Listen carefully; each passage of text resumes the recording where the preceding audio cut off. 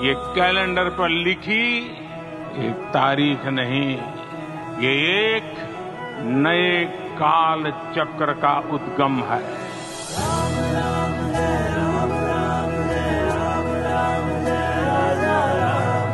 सदियों की प्रतीक्षा के बाद, अनगिनत बलिदान, त्याग और तपस्या के बाद हमारे प्रभु राम आ गए।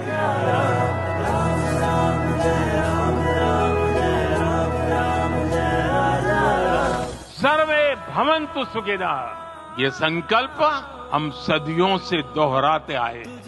उसी संकल्प को राम मंदिर के रूप में साक्षात आकार मिला है। तुझसे ही तो है शक्ति मेरी रामा।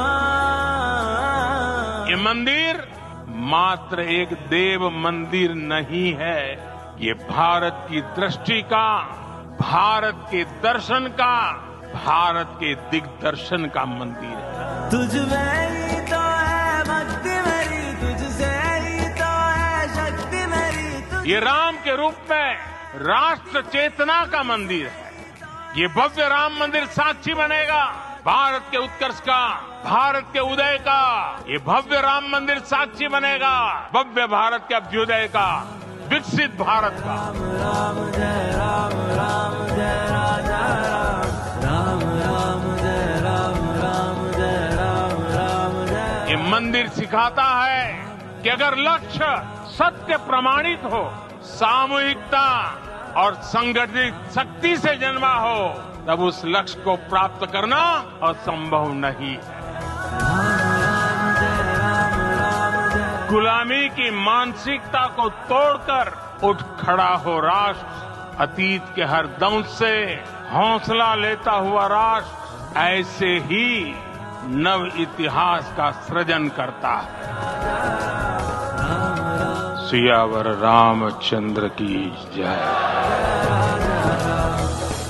प्यार से, बड़े ही स्नेह से ये भाव देखिए ना, जिस तरह से एक माँ अपने पुत्र को कैसे वो श्रेष्ठतम लगे उसको ध्यान में रखते हुए उसकी सज्जा करती है। भगवान तो स्वयं मोहक हैं, स्वयं सज्जित हैं, उनकी क्या सज्जा करना। लेकिन ये भाव होते हैं हमारे आपके, जो प्रतिनिधित्व करते हुए अर्चक इस समय भगवान के श्रृंगार में लगे हैं, उन्हें आभूषण धारण करा रहे हैं। आज एक बार पुनः विशिष्ट अवसर है तो पीले रंग की धोती पहनी है और ये वो वस्त्र हैं, ये कमरबंद देखिए जिसे तगड़ी कहते हैं, रत्न जड़ित है। इसमें 5 सुंदर छोटी छोटी घंटियां भी लगी हुई हैं। भगवान ये जो बड़ा हार पहने हुए हैं, इसके मध्य में सूर्य देव का प्रतीक बना हुआ है और दाहिनी तरफ मोतियों की लड़ियां भी दिखेंगी।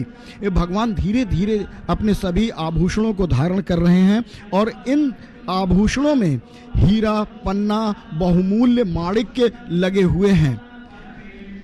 भगवान ने वो मंगल तिलक भी धारण कर लिया है जो 16 ग्राम का है और भगवान के माथे पर लग रहा है। इसमें माणिक और हीरे जड़े हुए हैं और मध्य में एक सुंदर सा एक हीरा लगा हुआ है जो उसकी अलौकिक आभा को द्विगुणित कर रहा है।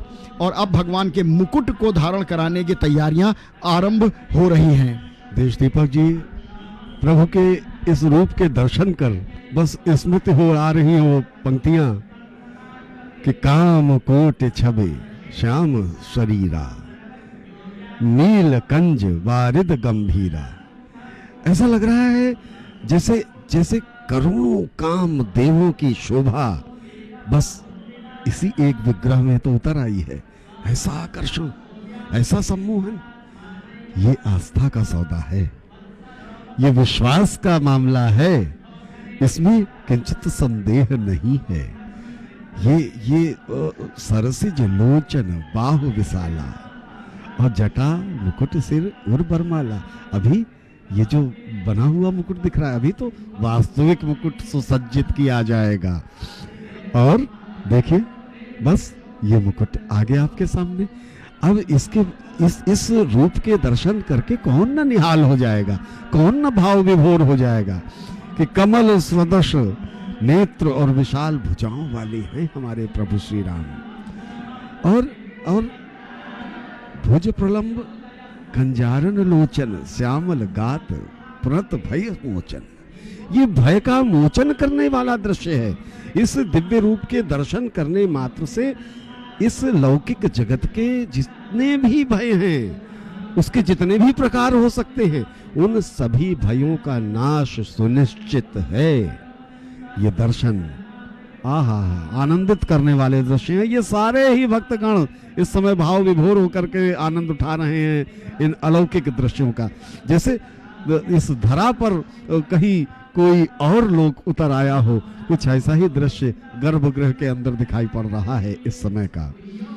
प्रभु का श्रृंगार अब पूर्णता की ओर है।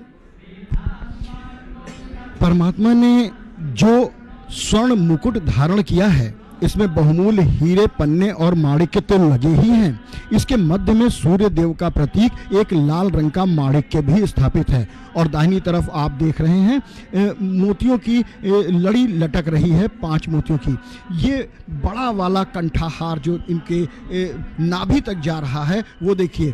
कानों में जो कुंडल पहने हैं वो मयूर की आकृति के हैं, और अन्यथा ना होगा कहना, इसमें भी सुंदर हीरे और माणिक्यों से उसे सुशोभित किया गया है। मयूर हमारे यहाँ सौभाग्य और मंगल के प्रतीक हैं, इसीलिए उसे मयूर की आकृति में बनाया गया है। और कुंडलों को आप देखें तो मुकुट के साथ मेल खाते हुए बनाए हैं, यानी भगवान की रुचि का पूरा ध्यान रखते हुए उनके श्रृंगार और उनके आभूषणों का निर्माण किया गया है, जो पूर्णता में। इस बीच भगवान ने लगभग समस्त आभूषण धारण कर लिए हैं। गुलबंद में चमकता हुआ उनका वो हीरा हो, माथे पर लगा हुआ वो हीरा हो, या फिर ऊपर सूर्य के प्रतीक के रूप में माणिक्य हो, वो सब कुछ आज अपनी उस प्रतिभा, उस चमक को विहीन पा रहे हैं। भगवान के हाथ में देखिए स्वर्ण जड़ित कंगन हैं, और ये सारे हीरे माणिक्य अगर शोभा पा रहे हैं तो भगवान के मुख से निकलती हुई जो आभा है उसके समक्ष फीके हैं, क्योंकि परमात्मा की सौम्यता, उनकी करुणा, उनकी कृपा, उनका आशीर्वाद और आंखों से बरसता स्नेह सभी को रोमांचित कर दे रहा है। और वो रोमांच अनुभव ही किया जा सकता है जैसे हम सब यहाँ बैठकर कर रहे हैं। और इसी रूप के दर्शन करके ही तो उस कालखंड में प्रभु श्री राम के दर्शन करके वो सब वहाँ जितने लोग इर्द गिर्द उपस्थित थे वो कह उठे होंगे कि करी आरती निबछावर करही, कि बार बार शिशु चरण ही परही, मगध सूत बदिगण गायक, पावन गुण गावई रघुनायक। ये पावन गुण है रघुनाथ के, जिनका बखान हम और देश दीपक जी आपके समक्ष कर रहे हैं। ये पावन गुण ही तो है प्रभु श्री राम के, जिन्होंने कश्मीर से कन्याकुमारी तक एक सूत्र में जोड़ रखा है हमारे देश को।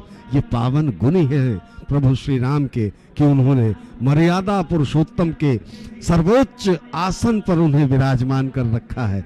ये पावन गुण ही है भगवान श्री राम के, जिनके दर्शन इस विग्रह में हम सब कर रहे हैं।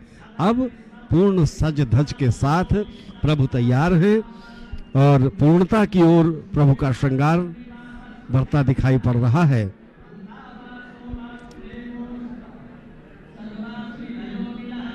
अब कुछ ही क्षणों में हम इस बात का कह लीजिए अंदाज लगा सकते हैं कि कुछ ही देर में अब हमारे प्रदेश के माननीय मुख्यमंत्री जी का आगमन होने वाला है, और उनके आगमन के साथ ही आरती का उपक्रम प्रारंभ होगा।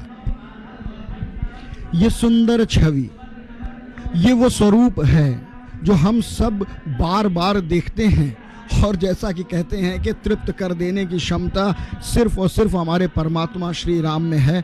तो वो तृप्ति का एहसास करने के लिए ये सुंदर पुष्पों की माला, जिसमें नारंगी रंग है, पीला रंग है, नीला रंग है, श्वेत रंग है, वो सब कुछ उन्होंने धारण करके अब अपने दिव्यतम रूप में आए, कंधे पर बच्चों को बैठाए हुए, हाथ जुड़े हुए हैं, आंखें भाषा बोल रही हैं। ग्रामीण अंचलों से आए हुए श्रद्धालुओं का भक्तिभाव शायद अपनी पराकाष्ठा पे है, सर्वोच्च उपक्रम पे है, कि आज जिस तरह से वो अपने परमात्मा का साक्षात्कार कर रहे हैं, धन्य हो रहे हैं। उनको लिए किसी शब्दों की आवश्यकता नहीं है।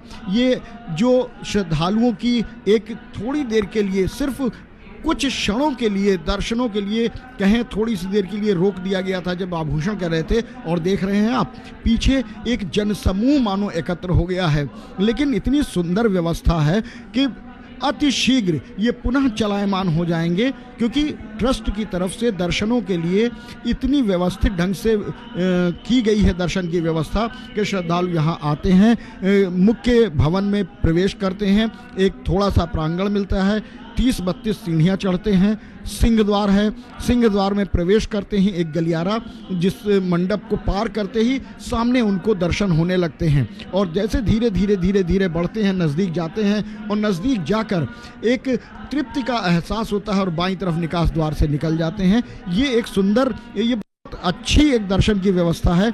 ये बार बार कहना इसलिए बनता है कि जो यहाँ आते हैं उन्हें इस बात का एहसास होता है कि कितने सुलभ हैं हमारे रामलला अपने दर्शकों के लिए, मानो वो स्वयं आपसे ज़्यादा व्यग्र और उत्सुक हैं आपके दर्शन के लिए। भक्त और भगवान के बीच के सुंदर संबंधों का निरूपण, प्रतिपादन, प्रतिस्थापना यदि कहीं देखनी है या यदि कहीं देखी जा सकती है साक्षात, तो शायद श्री राम जी के मंदिर में ही। एक नहीं, अनेक उदाहरण इसके मिलेंगे, चाहे माता शबरी का उदाहरण हो या देवी अहिल्या का। प्रभु श्री राम अपने भक्तों के लिए उसके द्वार तक जाते हैं। प्रभु प्रतीक्षा नहीं करते कि तुम तपस्या करके हम तक पहुंचने का प्रयास करो। अगर व्यग्रता है प्रभु श्री राम के प्रति आपके हृदय में, अगर उत्कंठा है प्रभु श्री राम के लिए आपके मन में, तो निश्चय ही आपके द्वार तक प्रभु श्री राम के चरण पड़ेंगे। यही विशेषता है प्रभु श्री राम के चरित्र की। प्रभु श्री राम सर्व सुलभ है, और इसी रूप के दर्शन जो अभी स्क्रीन पर हम देख रहे थे, सजा धजा सा रूप, ये देखिए क्या कहना है, हा आनंदित करने वाला ये रूप। इसी रूप के दर्शन करके तो कहे उठी होंगी वहाँ सारी दासियां और सारी रानियां जो उस समय उपस्थित थी महल में, कि ठुमुक चलत रामचंद्र, बाजत पैजनिया, और केला के उठत धाय, गिरत भूमि लटपटाए, धाय मात गोद लेत दशरथ की रनिया, ठुमुक चलत रामचंद्र, बाजत पैजनिया। तो अभी तो फिलहाल यहाँ पे मंत्रोच्चार गुंजायमान है। निश्चय ही कभी इसी अयोध्यापुरी में ठुमुक के चले होंगे हमारे प्रभु श्री राम अपने बाल रूप में, राम लला के रूप में, तो पैजनिया निश्चित ही बचती रही होंगी। ये वो पवित्र धरा है। अयोध्या धाम निश्चय ही वो नाम है जो प्रभु श्री राम के नाम के साथ ही जुड़ा है। और अब आज की अयोध्या हमने देखा नहीं, त्रेता काल की अयोध्या का क्या रूप रहा होगा हम नहीं जानते, उस कालखंड में क्या क्या स्थितियां हुआ करती थी। किंतु आज के परिवेश में जितना हम लोगों ने देखा है, जाना है, समझा है, मात्र 2 से 4-5 वर्ष के अंतराल में परिवर्तन, और ऐसा परिवर्तन, ये इस बात के दृढ़ संकेत मिल रहे हैं कि आने वाले और 5 वर्ष जो होंगे तो निश्चय ही अयोध्या का दर्शन करना परम सौभाग्य का विषय होगा, क्योंकि ये नगरी निश्चय उसी दिशा की तरफ जा रही है। और जितने भी हमारे कर्णधार हैं आज देश के, उन सबकी ये जिजीविषा है, उनकी ये कहीं ये इच्छा है कि द्वापर त्रेता काल का ही दृश्य उपस्थित हो जाए आज की अयोध्या में। और इसके हेतुक जो प्रयास किए जाने चाहिए, जो उपक्रम किए जाने चाहिए, वो सब संपादित किए जा रहे हैं, वो सब संचालित किए जा रहे हैं, उन सभी को परिणाम दिया जा रहा है। प्रतिष्ठा द्वादशी 2025 ये तिथि निश्चय ही सनातन सभ्यता के ऐसे पृष्ठ पर अंकित होगी जो पुनर्स्थापना का जय घोष करने वाला होगा। भारत को पुनः जगत गुरु की पदवी पर आसीन करने का जो उपक्रम होगा, उसकी शंख ध्वनि यहीं से, इसी अयोध्या के श्री राम मंदिर से हो चुकी है। मन से जो भजता तुम्हें सारे दुख तर जाए, राम तुम्हारे नाम से पत्थर भी तर जाए। दशरथ सुत तो बन गए, जग में ले अवतार, वरना तो श्री राम स्वयं ही जगदाधार।